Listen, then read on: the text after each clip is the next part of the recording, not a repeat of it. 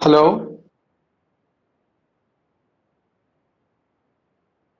Hello?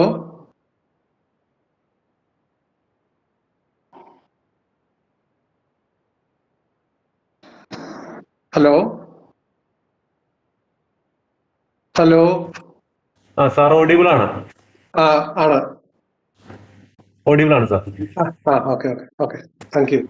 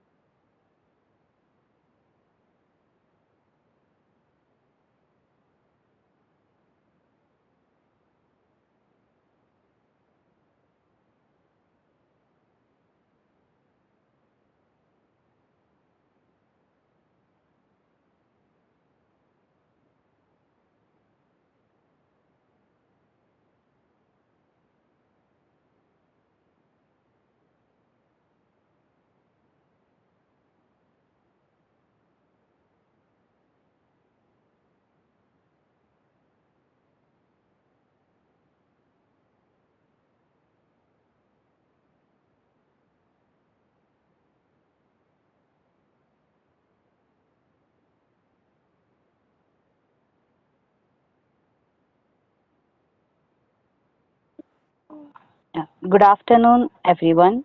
The webinar on National Education Policy will begin soon once all the guests join. It will begin within minutes. Thank you.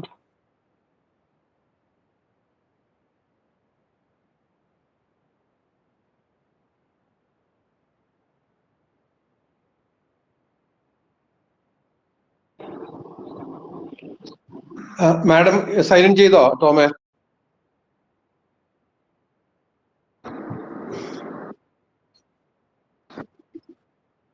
ഇല്ല sir, join ചെയ്തിട്ടില്ല. ഇപ്പൊ ചെയ്യും, ഞാൻ പറഞ്ഞിട്ടുണ്ട്. ഇപ്പൊ വണ്ടി നിർത്തിയിട്ട് ചെയ്യും. Okay. Okay.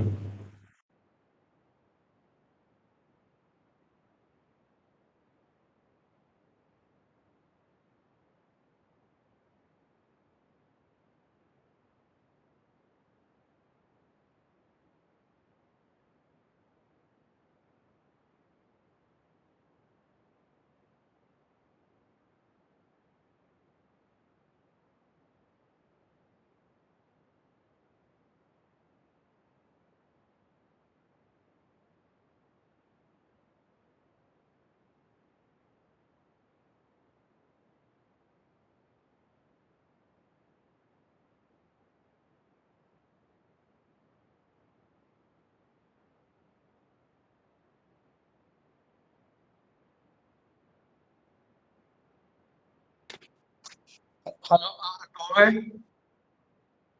Hello sir. ടോമേ.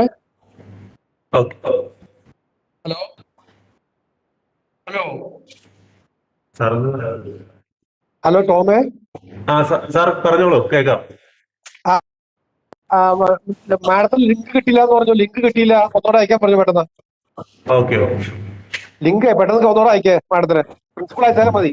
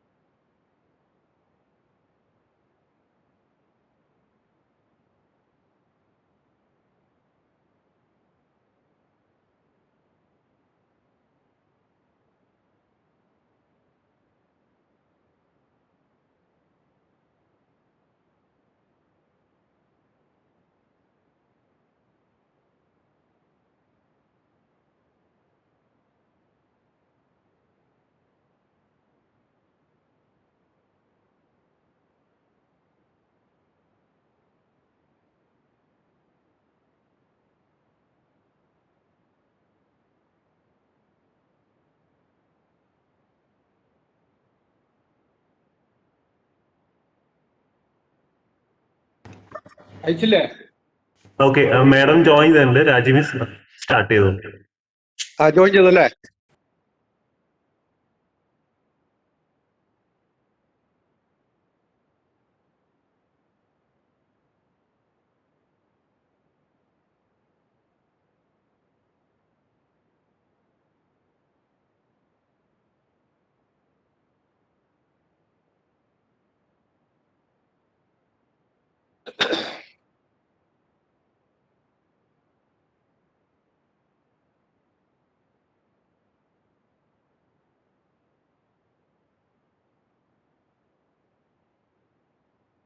Good afternoon. Good afternoon.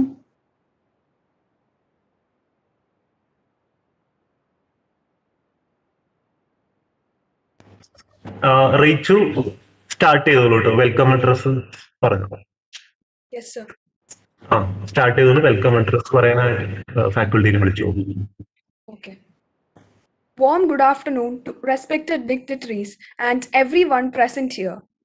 Today, we have gathered here as part of the webinar on National Education Policy. Let's start off this event with the blessings of Almighty. I request all of you to have a silent prayer.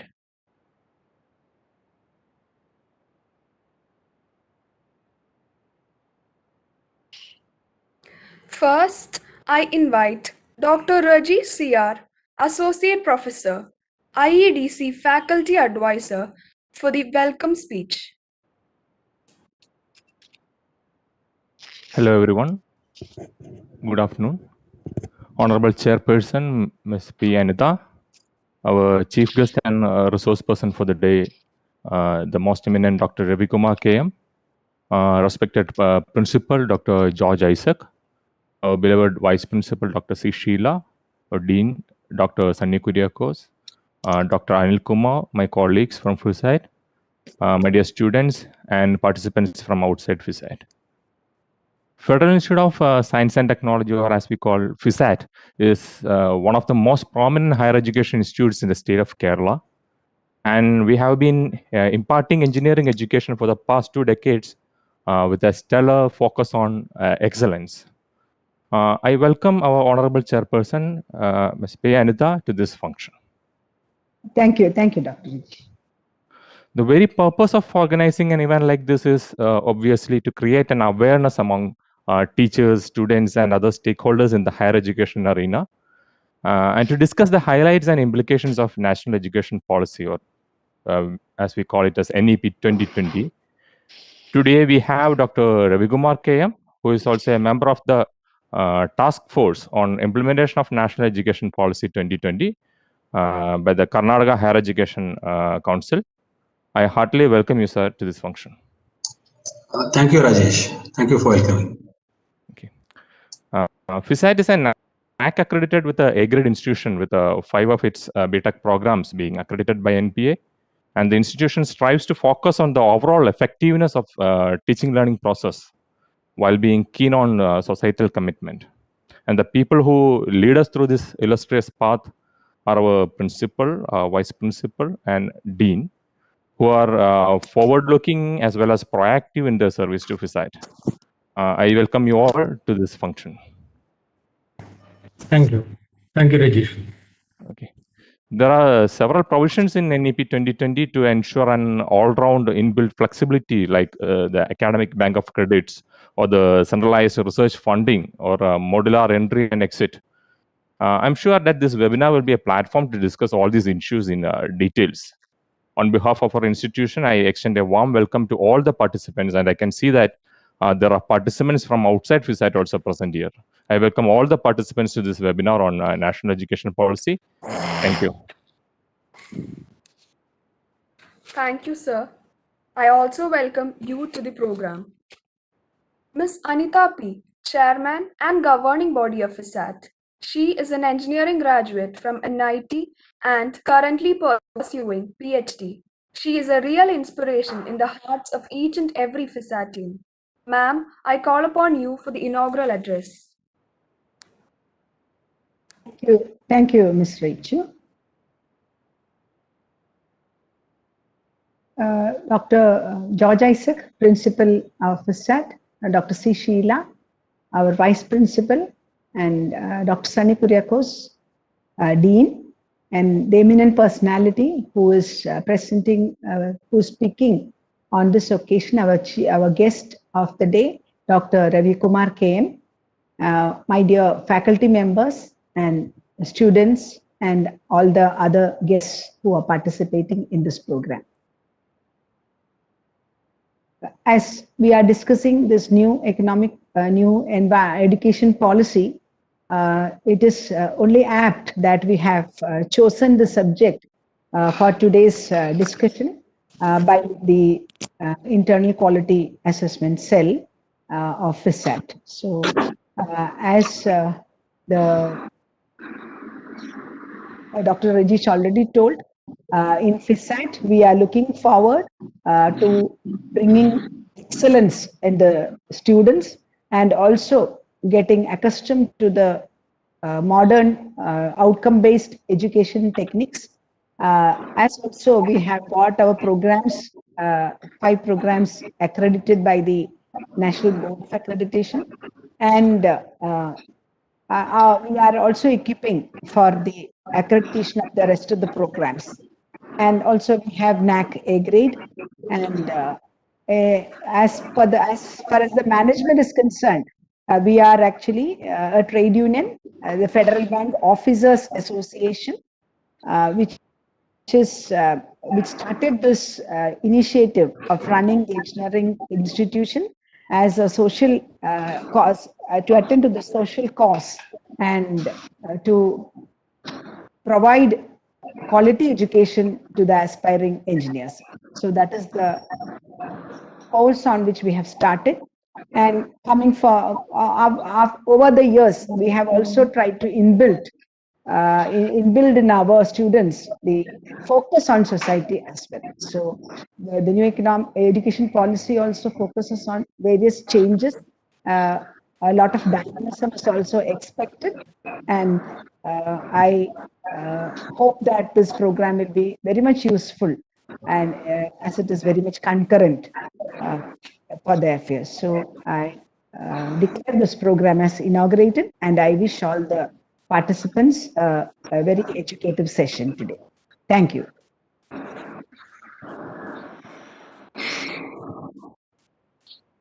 Thank you, ma'am. Dr. George Isaac, Principal of FISAT. He makes a big difference in the lives of each and every FISATian with his position, thoughts, and positive energy. I call upon you, sir, for the presidential address. Thank you, Rachel.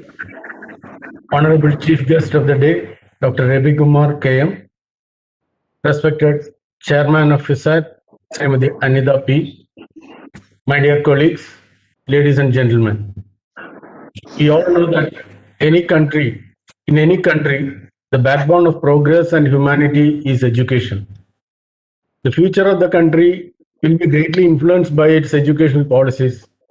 Therefore, careful planning and implementation of educational policy is very crucial for any country.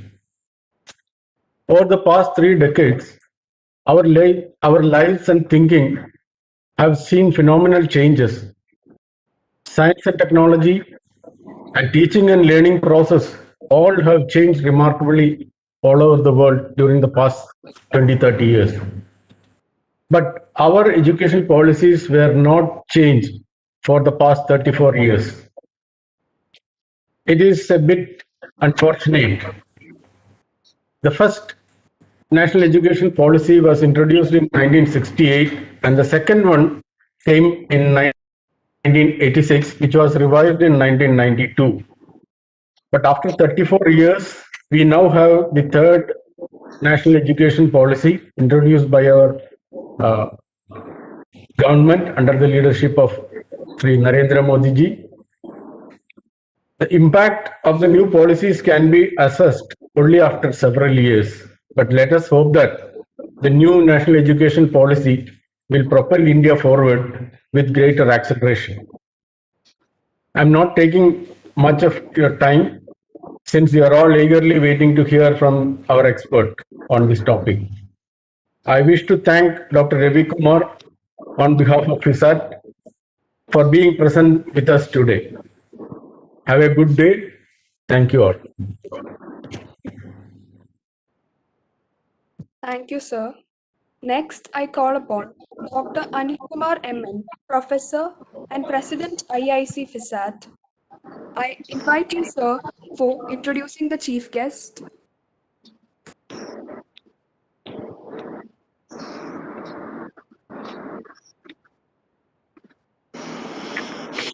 Thank you. So it is my pleasure to introduce Dr. Ravi Kumar. Dr. Ravi Kumar obtained doctoral degree in 2011 from Visheshwara Technological University, Karnataka. He has published 45 papers in conferences and journals. He has guided 7 PhD scholars and 5 are pursuing under his guidance. He has worked as Special Officer VTU, Mysore Regional Center. He is an expert committee member for NBA and NAC. He is the Executive Committee member for Sir N. Visheshraya Memorial Foundation Committee. He is a member of Subcommittee of Task Force and for Implementation of National Education Policy 2020 in Karnataka.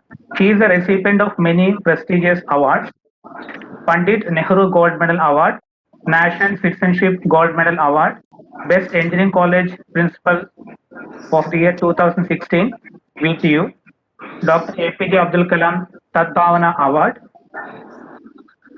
So this is the introduction about this speaker. Thank you.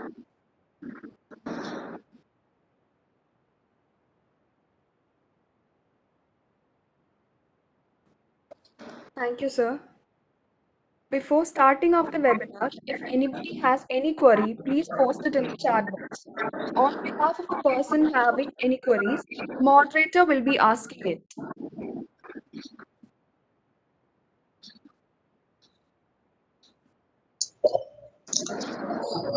Thank you, Anil, for a brief introduction. I'll share my screen. Kindly check.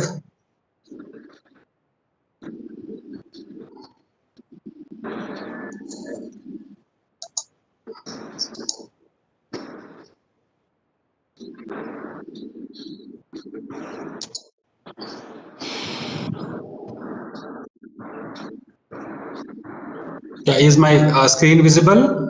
First slide. Yes.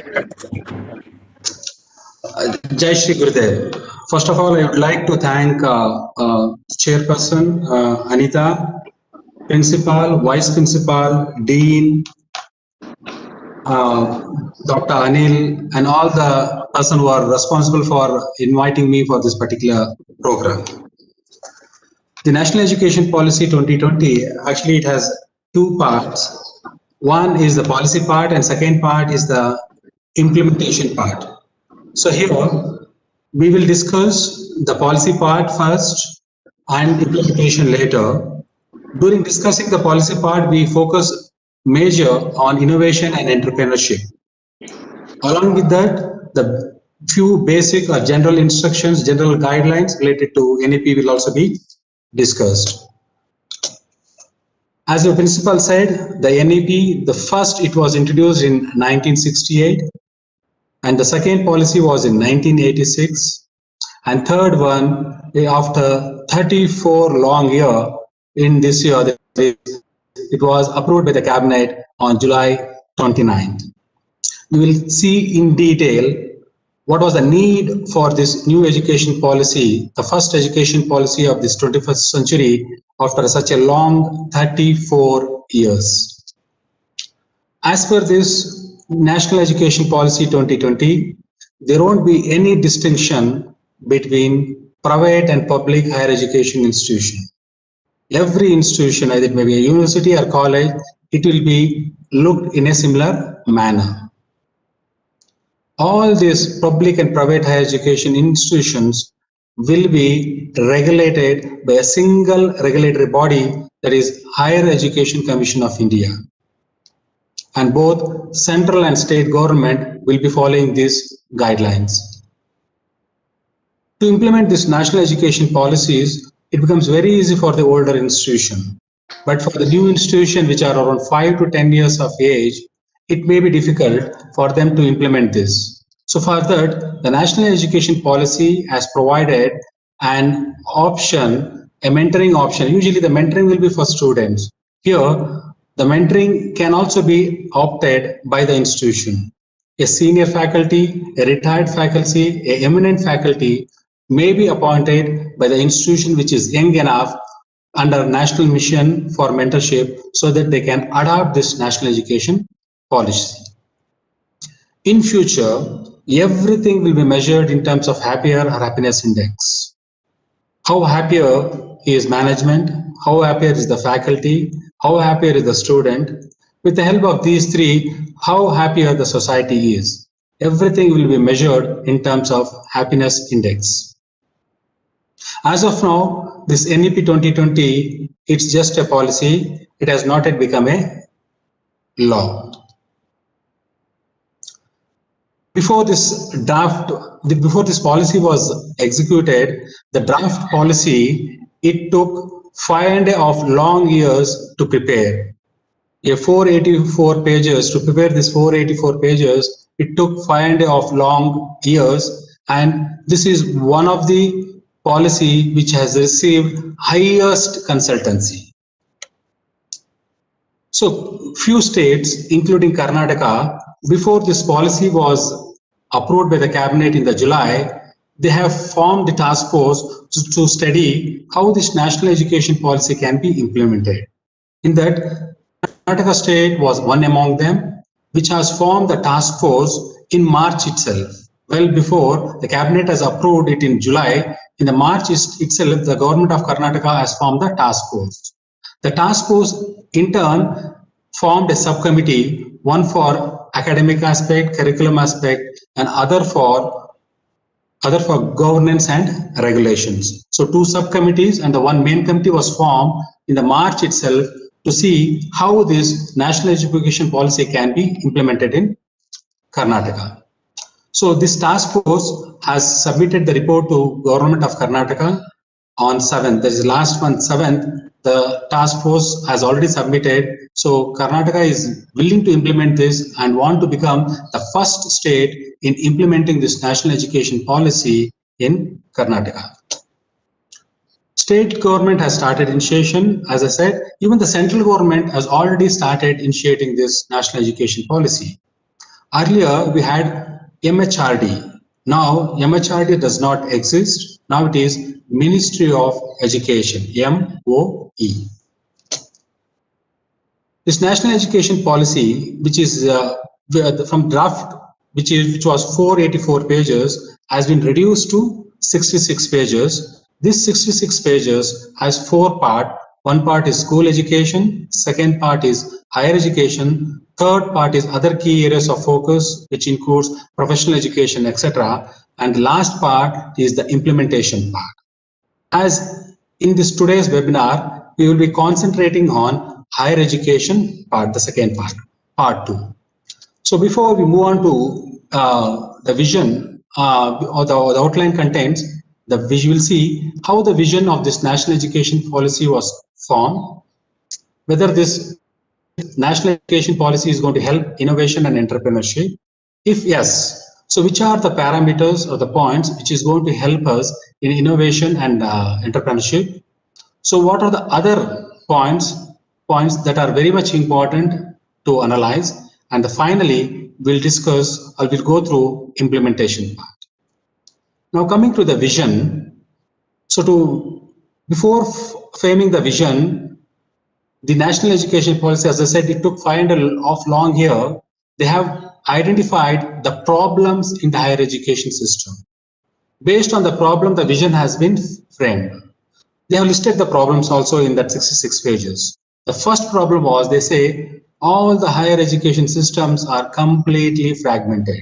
That means they're completely splitted. Engineering separate, art separate, commerce separate, etc., science separate, etc. So because of this fragmentation, the development becomes, our innovation or entrepreneurship cannot be encouraged. And very low or very little emphasis on cognitive skills and learning outcome. This is the second problem that higher education institution is facing. Third one is rigid separation of discipline. Computer science is a separate discipline, separate course. Civil is a separate course, mechanical is a separate course. So the interaction between these courses is not available in the previous policy. And they say limited access to the rural area. That too, socially, economically disadvantaged area, there is a limited access. And very less autonomy is given to the teachers as well as institution. This is the major drawback of the problem of the higher education institution. So merit-based career management is not available. Less emphasis is given to the research. Governance is suboptimal, and regulatory system is ineffective. So these are the few problems that has been identified by the committee, and based on these problems, they have formed a vision so that all these problems can be overcome. So keeping this in view, the policy has the following key, suggested the following key changes. That they say the university or the colleges, it should be a multidisciplinary, and that multidisciplinary university or college, it should be large, and this large multidisciplinary university should be there in every district, and those multidisciplinary college or university should have medium of instruction bilingual. Along with the international language, the mode of communication or medium of instruction should be in local language or Indian language. This is what one of the major vision of the National Education Policy 2020. And second, it says autonomy should be given to the institution. In turn, autonomy should be given to the teachers. This is the major vision of the National Education Policy. And curriculum should be redesigned as per the local needs and the requirement. And the integrity of the faculty should be reaffirmed. And the institution leadership position should also be taken care. And a national research foundation has to be established to encourage the research activity. And an independent board. Every higher education institution should have an highly qualified independent board so that they can take the decision related to academic and the administration. That means academic and administrative autonomy should be given to that particular board. And regulation system should be light, but it should be tight. Light in the sense, very few parameters should be there to regulate the higher education system. For example, it may be land required, building, infrastructure, lab, faculty students ratio. It should be very, or 5 to 10 parameters, but those 5 to 10 parameters should be tightly seen. And there should be an increased access, equity, and inclusion. So based on the problems that the higher education institution is facing, these are the following vision that new National Education Policy 2020 is focusing. Now let us check out whether the present National Education Policy encourages innovation and entrepreneurship. So what actually the innovators need? The innovator need a well-rounded education. So if National Education Policy is going to support well-rounded education, then it means that it is going to support innovation. So it is clearly mentioned in National Education Policy that it will act as an enabler to the innovation. Now coming to the entrepreneurship. For the entrepreneurship, it is very important to have a knowledge, or it is a knowledgeable, but it is more important to take step to implement the knowledge. So whether the National Education Policy, new National Education Policy is going to help us to implement the knowledge that we are going to learn. Yes, it says we are going to make children job creators, but not the job seekers. So National Education Policy supports both innovators as well as the entrepreneurs. So how it is going to support innovators and entrepreneurs? Let us check out by one. First of all, the most important thing, as the vision of the National Education Policy says, National Research Foundation has to be established. So research is a major part. Although it is very important, we are spending only around 0.69% of GDP when compared to 2.8% in the United States, 4.3% with respect to Israel, and 4.2% in South Korea. So the National Research Foundation will see that our more and more funds are diverted towards this research activity. So how it can be done? So there will be two types of institution, a research institution and an academic institution. So a separate focus has to be made for research institution and the academic institution. So for research institution, funding has to be provided. So NRF will take care, or the primary activity of NRF will be to fund competitive peer-reviewed grant proposal in those research institutions, but it will see that research, the funding will be done with respect for all the disciplines. It may be civil, mechanical, electronics, computer science, arts, science, commerce, culture, sports, etc., whatever it may be. So it will see that fund reaches them. And as I said, the second part is academic institution, where although they are interested in doing research, but they will not be aware of how to start the research. So where to get the fund? So how to begin with? All those problems the second academic institution will be facing. So NRF will focus on providing the seed money for them, or to provide facilities to grow research in academic institution, both in universities as well as college. And it will also act as a liaison between the researchers and the government. It may be both central as well as state government. It will act as a liaison between the government and the academic institution. And it will recognize the outstanding research and the progress. So the National Research Foundation, it will take care of funding, it will take care of providing the seed money, it will take care of acting as an intermediate between the researcher and the funding agencies, and it will identify the outstanding research and the progress. If that is the case, what about Department of Science and Technology, Department of Atomic Energy, UGC, what actually they are going to do? So Department of Science and Technology, Department of Atomic Energy, UGC, they have a specific areas where they are going to concentrate. But this National Research Foundation will take care of the entire thing.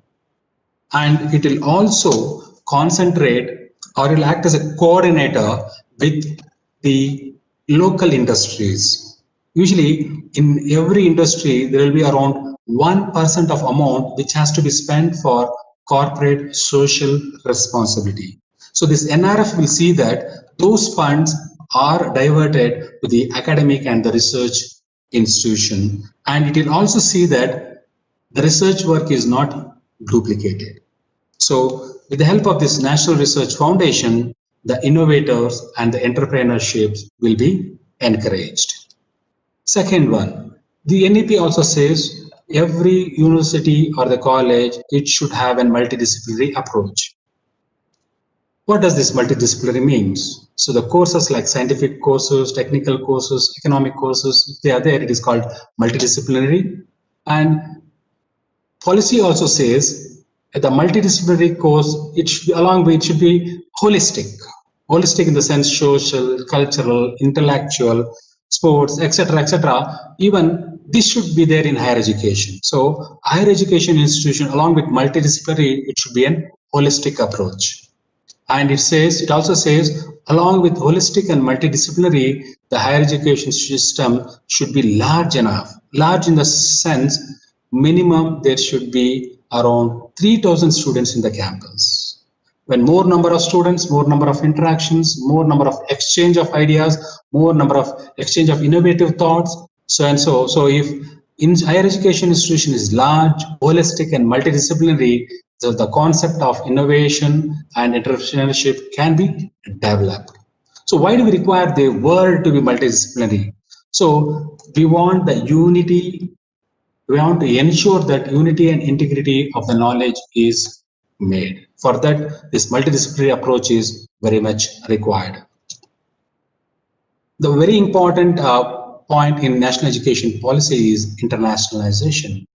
They say that internationalization should be brought to home. What actually it means? See here, it may not be possible for every citizen of India to go outside abroad and gain the knowledge or study the external world. But this national education policy, new national education policy, will provide an opportunity for the top 100 foreign universities to establish in India, so that the students need not go out and spend a lot of money there. They can they can obtain the international standard, international knowledge at home itself. So this NEP will see that the international concept, innovation thought, etc. can be achieved at the affordable cost at India itself. And if students from foreign, if they want to come here and gain the knowledge, Indian culture, study Indian culture and study Indian knowledge, even they are also allowed and at the affordable cost, so that India can retain its Vishwa Guru once again. So as I said, Foreign universities can come to India. Similarly, top Indian universities can also establish their college or university outside. So the credits of foreign universities are our credits which we establish at foreign. So those credits can be exchanged. So that provision has been made in new National Education Policy 2020. One of the, as Dr. Rajesh said, multiple entry, multiple exit is one of the major key change in this National Education Policy 2020. Why this multiple entry and multiple exit is required? For enabling lifelong learning, this multiple entry and multiple exit is very, very required. We have seen many students, this almost all approximately around 10% of the students, they discontinue during their studies. Some will discontinue after 1 year, some after 2 years, 3 years, they will. But whatever the study that they have made during 1, 2, and 3, if they won't complete the 4th year, whatever they have studied, it is waste. Nothing they are going to gain, right? So to benefit the student in this aspect, the National Education Policy has brought this multiple entry and multiple exit option. Here, in the sense, the undergraduate degree, which will be either 3 years or 4 years, they can exit a particular period with appropriate certification. What is this certification? If students completes 1 year of course, he'll get a certificate in his own discipline. If he completes 2 years, he'll get a diploma or advanced diploma. If he completes 3 years of degree, he'll get a. If he completes 4 years, then he'll get a bachelor degree with research. That means due to financial problem or any problem, if students want to discontinue his studies and go out of the course, he will gain certificate or diploma or degree within that particular, which was not there in the previous policy. And multiple entry, multiple exit is mentioned already. Multiple entry, for example, students completes 1 year of course, he has a certificate. After 5 to 10 years, if you want to come back, he has the option of getting into the course. Not only the same college, he can join into the other college. So if that's the case, where his credentials will be there? All his credentials will be stored in an academic bank of credit. This is one of the major change made in National Education Policy 2020. So academic bank of credit will be established where all the information related to students will be available in the form of a DigiLocker.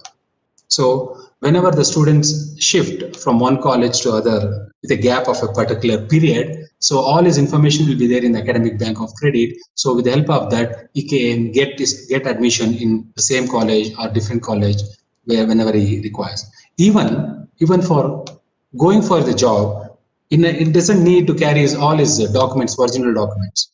So everything will be there in academic bank of credit. Only the ID of that bank, he has to take it. And if he gives to the employer, the employer will log into the system and verifies all the credentials, starting from first to last, of similar to that of a bank passbook of the student, and everything will be available.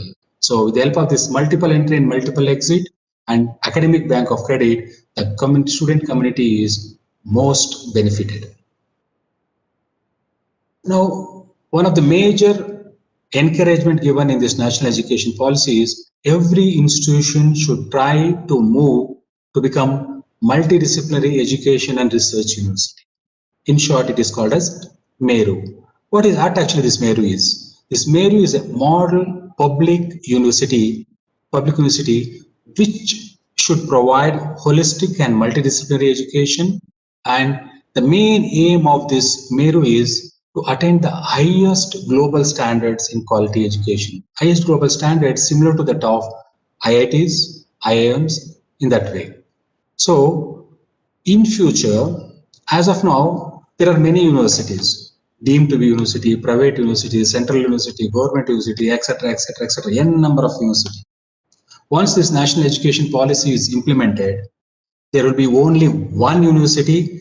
That university will be called as multidisciplinary university or institution, which provides UG and PG courses with high quality teaching and research along with community engagement. So all the deemed, private, etc., all those classification will be squashed, and there will be only one university that will be called as university.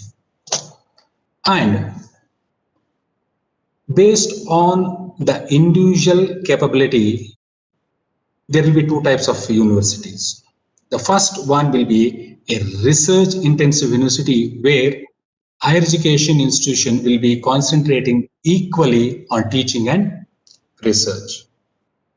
If higher education institution is concentrating more or giving emphasis more on teaching, that will be called as teaching intensive university. If university is, or if it doesn't concentrate on research, if it just provides a grants undergraduate degree and focuses only on undergraduate teaching, it will be called as autonomous degree granting college. So in future, all the higher education institutions will be categorized into three types. One is research intensive university, teaching intensive university, and autonomous degree granting college based on their performance. But the main aim of all these three type of universities or colleges will be finally to move to MERU, to see that the quality of education are to gain highest quality of global standard quality education and convert their university to MERU. Now, how this can be achieved?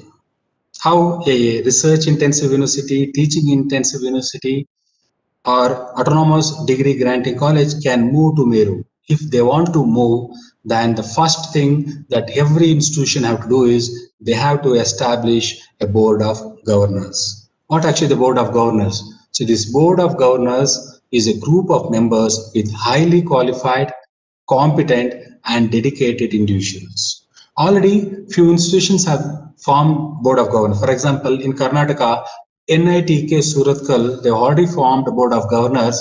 The chairman of that board of governors is Dr. Balavira Reddy, who is the former vice chancellor of VTU. So he is the chairman, and they are already trying to move towards MERU. So this board of governors will be empowered to govern the institution free of any external interference. There won't be external interference. So this board of governors will take independent decision, including appointment of the principal, And this board of governors will take all the decisions regarding the governance related to the institution. And this board of governors will see that by next 15 years, their higher education institution will become completely autonomous, because in future, there won't be any concept of affiliation. All the affiliated colleges, compulsorily, they have to convert themselves to autonomous degree granting college or research intensive university or teaching intensive university, and finally move to MERU. Okay, and this board of governors will be responsible for self-disclosure of all the relevant documents of the higher education institution in the website. And this board of governors will see that there won't be any vacant post in the higher education institution. For example, if principal is going to retire by next 1 or 2 years, so the next level will be ready by overlap. So next level will be trained by this board of governors, so that once that post is becoming empty, another person is going to sit in that particular seat. That is, outstanding leaders are identified well in advance, and a ladder of leadership positions will be prepared by this board of governors.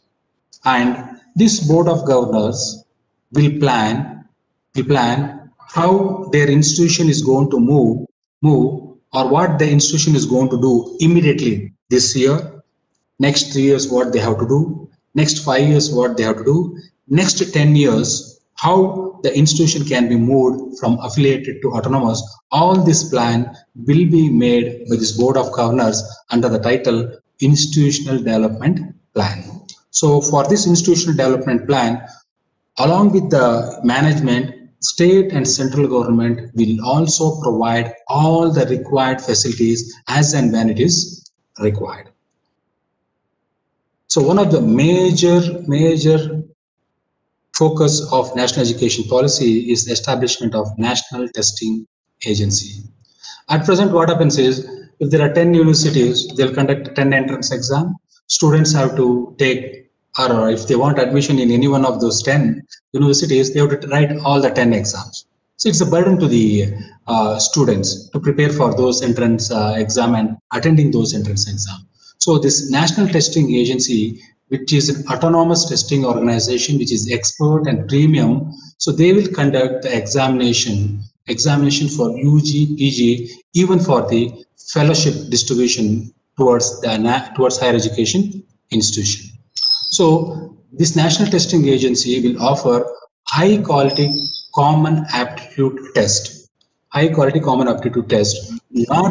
with that, it will offer the specialized common subject exam for science, arts, vocational subject, languages, etc. Even for that, it is going to provide the examination, and these examination will be done at least twice every year, so that students get benefited, similar to that of a GATE examination. So these examinations shall be conceptual understanding and the ability to apply knowledge based on that, because if it is conceptual based examination, so they can avoid the tuition and other activities. So they shall aim to eliminate the need of taking coaching for this examination. So this is one of the aim of the National Testing Agency. And students will be able to choose the subject for taking the test based on the interest in whichever for example, if they're interested in science, they'll take science subject. If they're interested in arts, they'll take arts subject. So students will be taking the examination in their field and they'll be ready for that. So universities or colleges can utilize this common entrance test. As of now, there is a guidelines that without conducting the test, management should not admit the students. So once this National Testing Agency conducts a examination, common aptitude test, a subject-wide test, those scores can be kept as a reference and admission of students can be made, avoiding the repetition of the entrance test. So other major changes in this national education policy. This national education policy, it pursues or it encourages innovation and entrepreneurship. And it sees that it enables that every higher education institution should become independent and self-governance. Every higher education should become independent in the sense it should become autonomous college, or it should become a university with research concept or a teaching concept by next 15 years. And this should be done in a phased manner. And MPhil will be completely discontinued. In future, there won't be MPhil. And by next 10 years, only multidisciplinary institution will be available. Therefore, every higher education institution, they have to form the board of governors.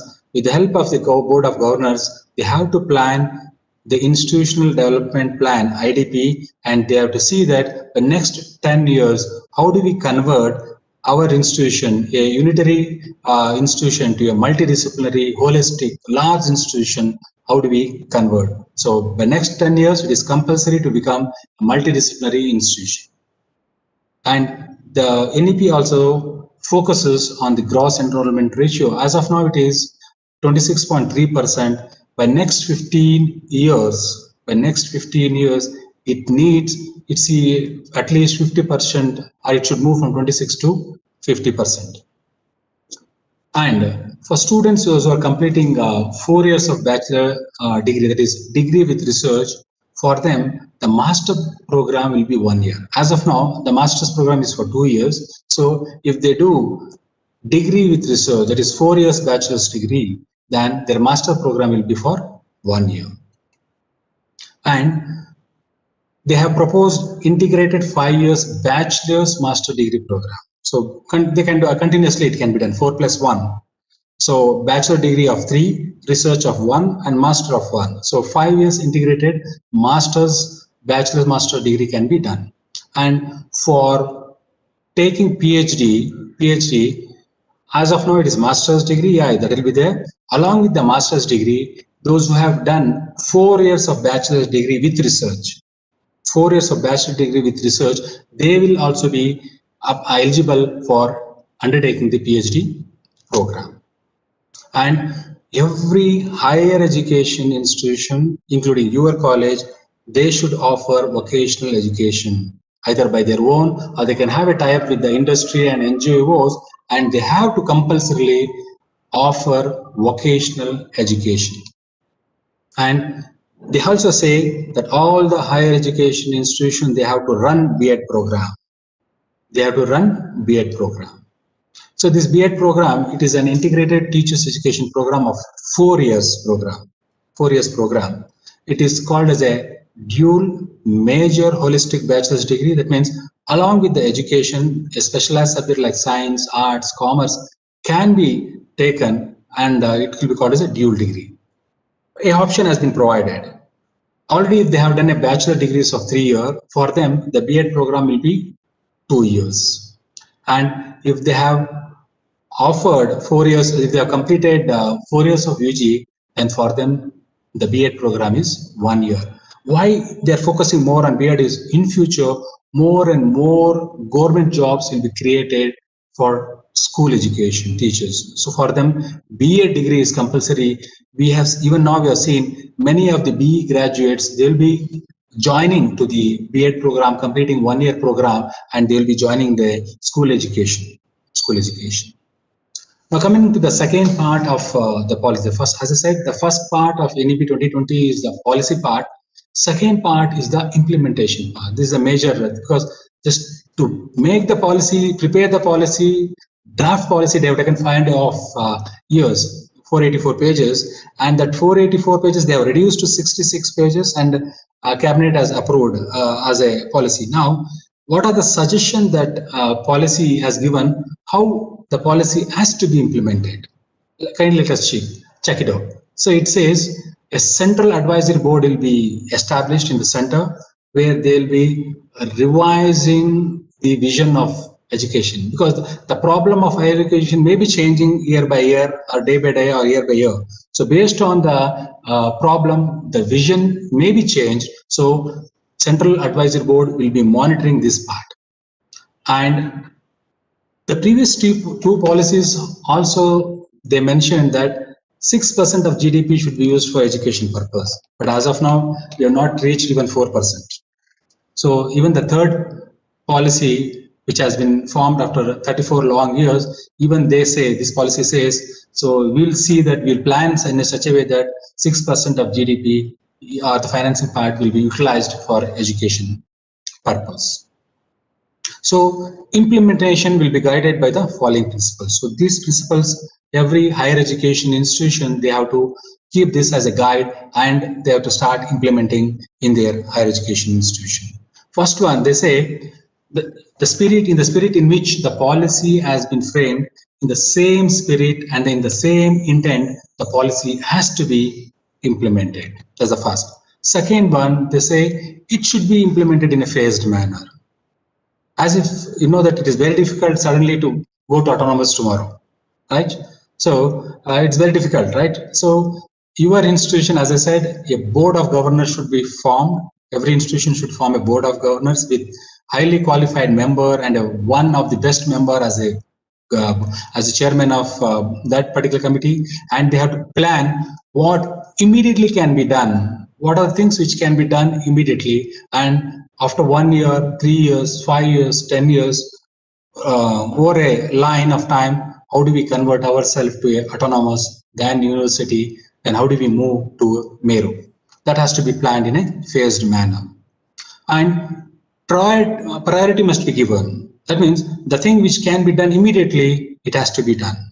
As I said, board of governors can be made immediately, right? So that a strong base can be framed. And this implementation should be full plate meals. It should not be a part of meals or a breakfast or a tiffin. It should be a full plate meal. So the policy should be implemented completely. That is, full-fledged implementation should be done to see the effect of that particular policy. And The fifth guidelines is, so planning should be made very carefully, and what are the plan that you are going to make, everything should be available publicly over the website. Both state and the central government will be jointly observing or monitoring your plans towards implementation of national education policy. And as and when it is required, the required resources like human resources, infrastructural resources, financial resources, everything will be provided by the state and the central government. And finally, although implementation is in the phased manner, the analysis and the review will be done parallelly. So a separate committee will be framed for everything that you implement, and that committee will be monitoring your implementation as and when the guidance is required, that will be given. That is, subject-wise implementation committee will be framed within the institution, with the state, with the central government, and everything will be monitored. So by next 20 years, the entire policy will be in a operational mode. So coming to how, so here under implementation, there are what state government has done, what central government has done, what higher education institution have done in few states. Let us check it out. Now coming to the central government, as I said earlier, central government has already started implementing the national education policy. They have converted MHRD to Ministry of Education, and they have passed the order. And from past 2 to 3 months, almost every day, they are conducting one or the other program by taking every small topic of national education policy, and they're taking the feedback of the experts, how this policy can be implemented effectively and efficiently. So state government has already started this plan. And few states, including Karnataka state, they, as I said, they have already formed the task force well before the policy was approved by the cabinet. Karnataka state government has formed the task force, as I said earlier, in March 2020 itself. And the committee, in which I was lucky enough to be part of that particular committee, and we have submitted the report last month, how this implementation can be done in the Karnataka. So including Karnataka, few states are already started studying how it can be done. Now, higher education institution. As I said, few higher education institution all over India, in Karnataka, NITK Surathkal, they have already formed the Board of Governors. I have said that even the chairman of the Board of Governors has been identified, who is nothing but the Honorable Dr. Balavira Reddy, who is the former Vice Chancellor of VTU, an eminent person. They have already started planning how their NITK Surathkal can be moved towards MERU. And they have already had a plan of institution development plan. So immediately what they have to do after 1 year, 3 years, 5 years, 10 years, what they have to do so that they will move towards MERU, that has been planned, including NITK Surathkal, many institutions they've already planned. Finally, the national education policy teaches us how to learn. That means learn how to learn. With this, I thank IQAC team, ISC, more specifically Dr. Anil, Professor and Head of IQAC, for giving me an opportunity to interact or present this webinar in front of eminent members like Chairperson, Madam Anita, Principal, Vice Principal, Dean, Professors, Faculties, and students. Thank you.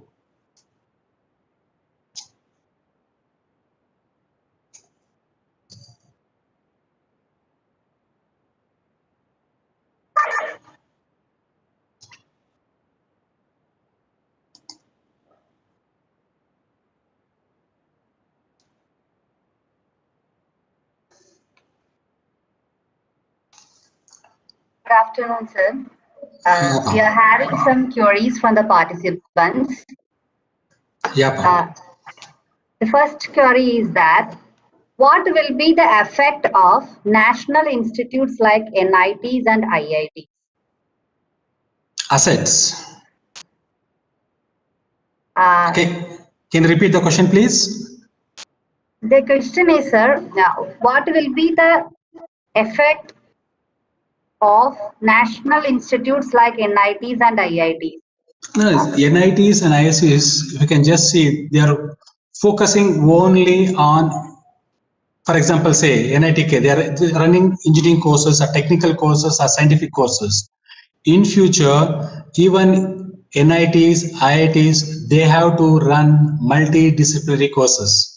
They have to start arts, science, commerce, B.Ed, etc., etc., etc. All the courses they have to start, and they will also be having holistic and multidisciplinary courses.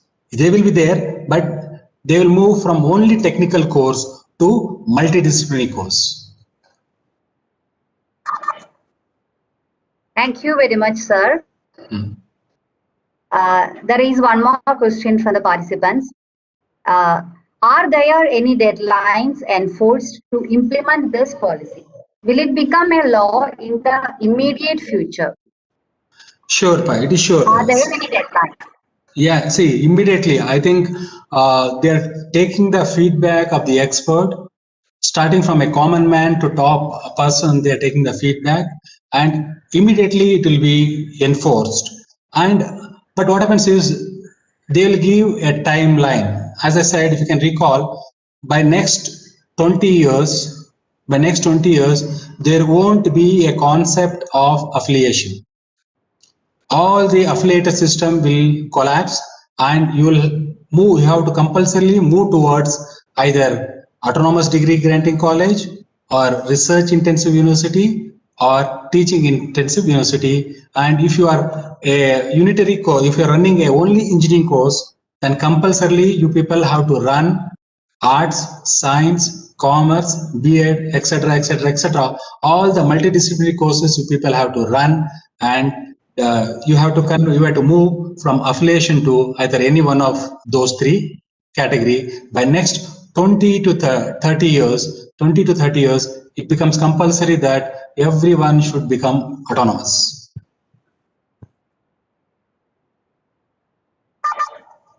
Thank you, sir. There is one more question from the participants. What will be the role of NBA and NAC accreditations? That is the question, sir. Okay, there'll be one body called National Accreditation Council, NAC. NBA and NAC both will be merged, and we'll have only one accreditation body called NAC, National Accreditation Council. And for example, if you are affiliated college and your college want to move towards autonomous, they will visit and they will give you sufficient time to move towards autonomous, from autonomous to university, from university to MERU. They will provide you the sufficient grading systems so that you can move. So for NAC and NBA will be merged, and there will be one accreditation body called NAC, National Accreditation Council.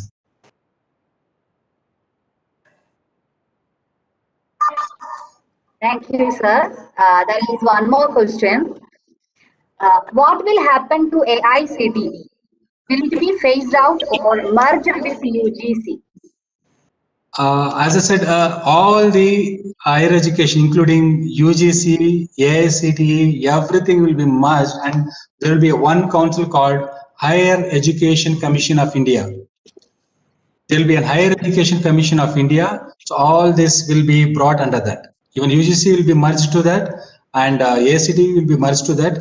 But they will be given certain tasks to perform, because every higher education institution will have certain regulations should be given to them.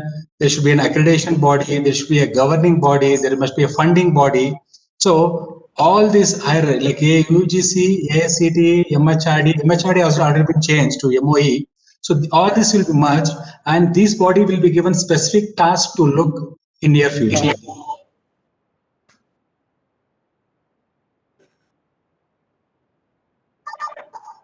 Thank you very much, sir. I think there are no more further questions from participants. Over to Tom, sir.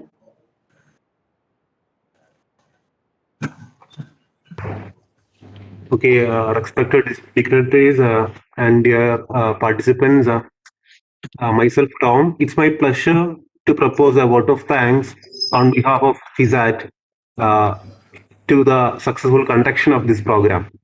First and foremost, I would like to express my sincere gratitude to Dr. Ravi Kumar sir for his valuable time and expertise for sharing, for talking about national education policy in a best way. Thank you, sir. Thank you so much for sharing your knowledge with us.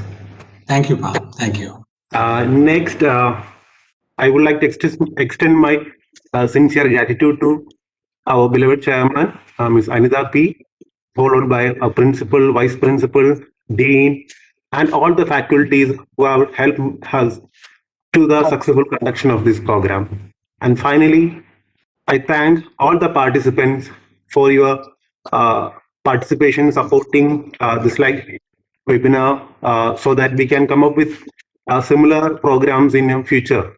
Thank you all. Have a good day. Thank you. Thank you, one and all. Thank you.